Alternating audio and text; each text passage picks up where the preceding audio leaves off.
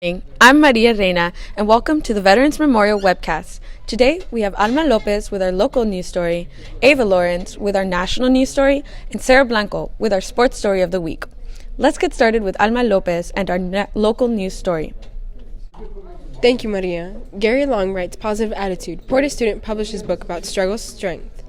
Porter Early College High School student Giovanna Montserrat Rangel prepares for the release of her book, My Struggles Made Me Stronger, on Wednesday, September 15, 2019, at the Brownsville Public Library main branch. Porter Early College High School principal Mary Solis surprised students at the first pep rally of the year when she introduced Giovanna Montserrat Rangel as an example of how to have a positive attitude. I called her, and she walked all the way across the gym to the middle, and everybody got real quiet, Solis said last week. I talked about her struggles, how despite her impairment and what she has to deal with and how difficult it is for her to walk sometimes, she took something very negative and turned it around. And she killed it with this book, and how her struggle makes her a stronger person. Giovanna was born with cerebral palsy, which affects her motor skills, but not her cognitive ability. She spent the summer writing My Struggles Made Me Stronger. It is available on Amazon.com and Barnes & Noble online. She will have a book signing on September 25th at the Brownsville Public Library main branch on Central Boulevard. I'm very proud of her.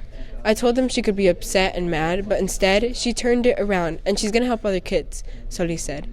Everybody knows her because of her personality and her outlook on life. She's just so positive.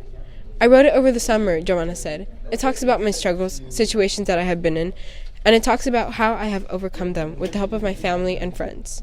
One example is the trouble she used to have about getting to class on time.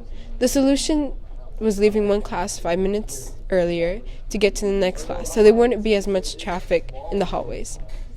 Another was doing all of her classwork and homework on a laptop computer. She said her cerebral palsy limits her ability to write in the traditional sense, but that she does much better on the computer. She said she wrote the book for two reasons, to motivate others and for people to learn from my perspective, so they can see things from my point of view. The book is available in Spanish and English. She got connected with the publisher, EM Editorial, here in Brownsville, and they said they did the translation. They worked together by getting her original manuscript ready to go print and passing revisions and corrections back and forth on a USB drive. She received the first hard copy of the book last week of summer vacation. It was printed in Los Angeles. Now she's waiting for the first shipment of books to arrive. After high school, Giovanna plans to go to college.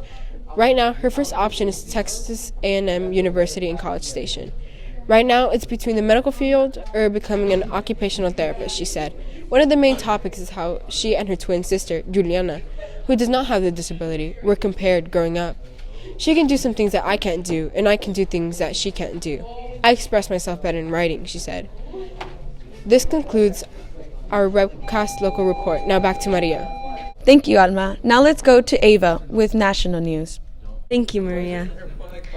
David Montanaro states that Tucker Carlson hailed the firing Tuesday of White House National Security Advisor John Bolton, calling him a man of the left whose exit should be celebrated by young service members.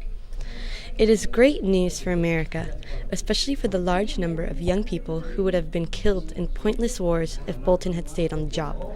They may not be celebrating tonight, but they should be, said Carlson, noting that oil prices dropped on the news of Bolton's firing, since global investors knew for certain that Bolton planned on launching another Middle Eastern conflict that would inevitably spike energy prices. In his opening monologue on Tucker Carlson tonight, Carlson looked back on his March 2018 interview with Bolton, recalling that Bolton displayed selective amnesia about the consequences of regime change in the Middle East. He also noticed that several Democrats were quick to criticize Trump over Bolton's ouster. If you are wondering why so many progressives are mourning Bolton's firing tonight, it's because Bolton himself fundamentally was a man of the left. There was not a human problem John Bolton wasn't totally convinced could be solved with the brute force of government. That's an assumption of the left, not the right. Don't let the mustache fool you, said Carlson, accusing Bolton of promoting Obama loyalists within the National Security Council. Carlson said he had long warned about Bolton and that he'd been itching to start another war in the Middle East. He said Bolton was invited on the show Tuesday to respond, and the offer still stands. In some ways, the story isn't simply about John Bolton. It's about the countless John Boltons who currently staff the federal bureaucracy. Deeply mediocre lifers, drunk on hubris, protected by bulletproof job security, they're more likely to die on the job than be fired, and they know it.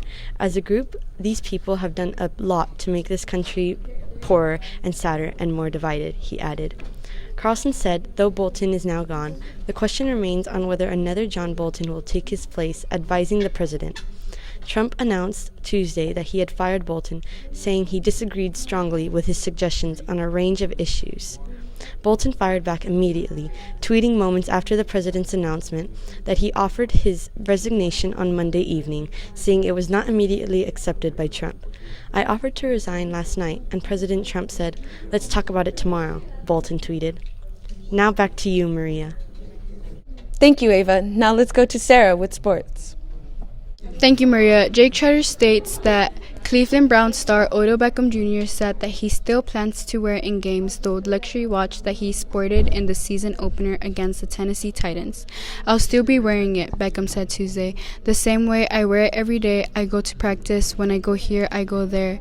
Been wearing it. Take a shower with it on. It's just on me." NFL spokesman Michael Signora said earlier in the week that while the league has no rules prohibiting jewelry, it does have a policy prohibiting hard objects. He also said the league would address the matter with Beckham and the Browns, who play at the New York Jets next Monday night.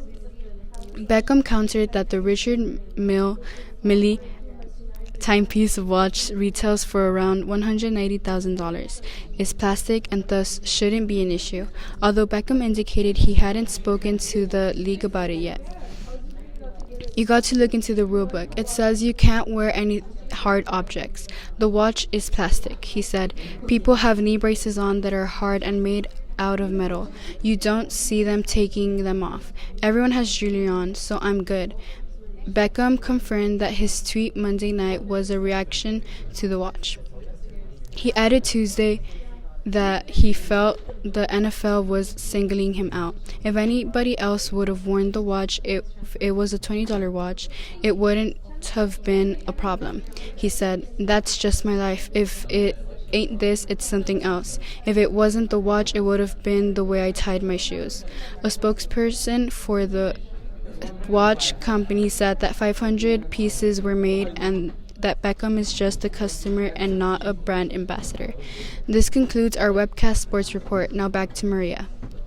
Thank you, Sarah. This concludes our Veterans Memorial webcast for the week. Thank you for watching. Have a good day.